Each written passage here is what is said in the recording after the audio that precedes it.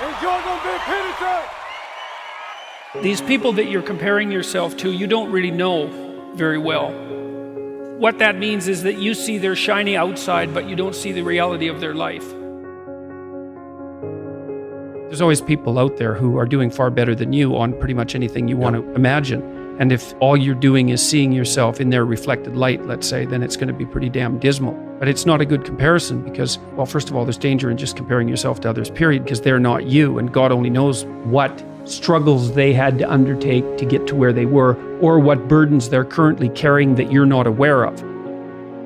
But you can certainly contrast yourself with yourself. And that's a lot better.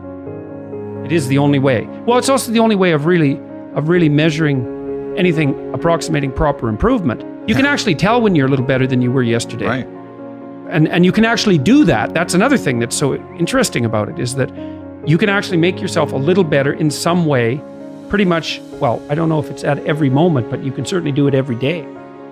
Be careful who you share good news with, because you want to share good news with people who are going to be genuinely happy for you, and be careful who you share bad news with, because that's equally tricky. You want someone who will listen to you when you're having trouble and allow you your grief.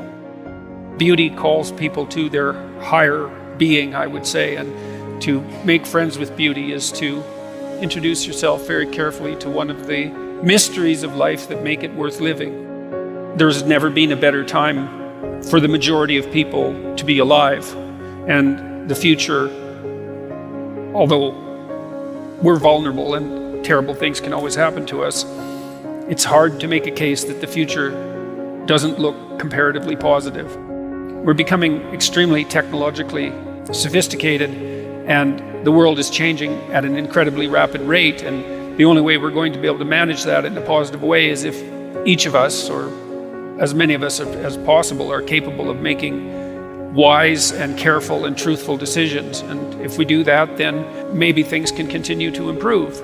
You don't get people to stand up on their own 2 feet and to adopt responsibility if everything is given to them. And that's a real conundrum. You know, maybe you're in California, see someone speeding down the road in a convertible Porsche, and you think, oh man, what a lucky bastard. And the truth of the matter is that he's thinking about wrapping his expensive sports car around the next cement pillar that he comes close to. You know, you can't tell, and people have hard lives, and even people who are comparatively fortunate have hard lives. And the ideal that you're observing that makes you jealous and resentful is in large part an illusion that's created by your own mind. You have to be careful of what you're jealous of, because you don't really know what it is. And then the other thing that's kind of useful is to understand you're quite different from other people, and you shouldn't be comparing yourself to them because they're not like you. They don't have your family. They don't have your temperament. They don't have your troubles. They don't have your abilities. The only person that has those is you.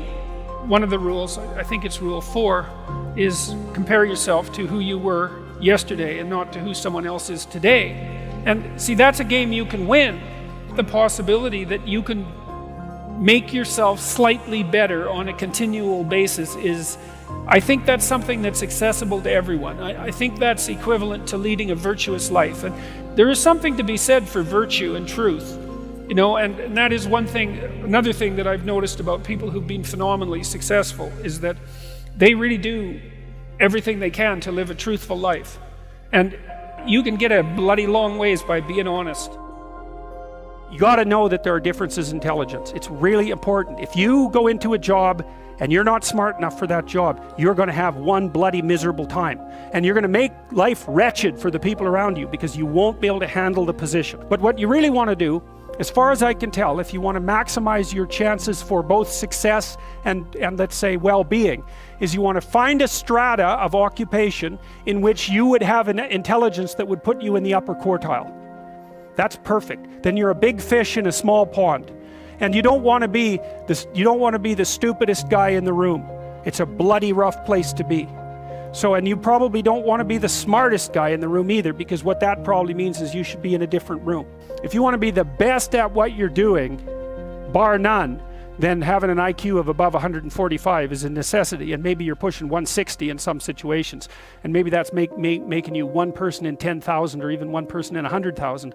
And then also, to really be good at it, you probably have to be reasonably stress tolerant and also somewhat conscientious. Why is it that smart people are at the top of dominance hierarchies? And the answer to that in part is because they get there first. Right? I mean, everything's a race, roughly speaking, and the faster you are, the more likely you are to be at the forefront of the pack, and intelligence in large part is speed. That's not all of it is. So if you're moving towards something difficult rapidly, the faster people are going to get there first. You're going to have to put some effort into your life, and you need to be motivated to do that. And so what are the potential sources of motivation? Well, you could think about them in the big five manner. You know, if you're extroverted, you want friends. If you're agreeable, you want an intimate relationship. If you're disagreeable, you want to win competitions. If you're open, you want to engage in creative activity. If you're high in neuroticism, you want security. Okay, so those are all sources of potential motivation that you could draw on, that you could tailor to your own, your own personality. But then there are dimensions that you want to consider your life across. And so we ask people about, well, if you could have your life the way you wanted it in 3 to 5 years, if you were taking care of yourself properly, what would you want from your friendships? What would you want from your intimate relationship? How would you like to structure your family? What do you want for your career? Well, how are you going to use your time outside of your job? And how are you going to regulate your mental and physical health, and maybe also your drug and alcohol use, because that's a good place to auger down. And that tangles in your incentive reward system. We talked about the dopaminergic incentive reward system, and that's the thing that keeps you moving forward. And the way it works is that it works better if it produces positive emotion when it can see you moving towards a valued goal. Okay, well, what's the implication of that? Better have a valued goal, because otherwise you can't get any positive motivation. Most creative people fail at producing their creative product and monetizing it. Right, so your default position, if you're a creative person, is you're going to fail, and that's because it's hard to come up with something new, and it's hard to present it to the market at the right time, and it's hard to market it. Like, those things are really, really difficult. And so what successful entrepreneurs do is they just keep doing it over and over and over and over and over and over and over, and eventually, if they're fortunate, one of their ideas happens to hit the right place at the right time. Even if your idea is good, that doesn't mean it will be successful. There's so many things that have to be taken into account. So this is partly why persistence, and that's part of conscientiousness, is so useful. It's like persistence is helpful because it enables you to run many, many experiments. And you need to know that the baseline is failure. It's important, because otherwise you'll blame that on yourself. And some of that's useful because there's probably some things that you could improve about yourself, but it's very difficult to go from 0 to 1.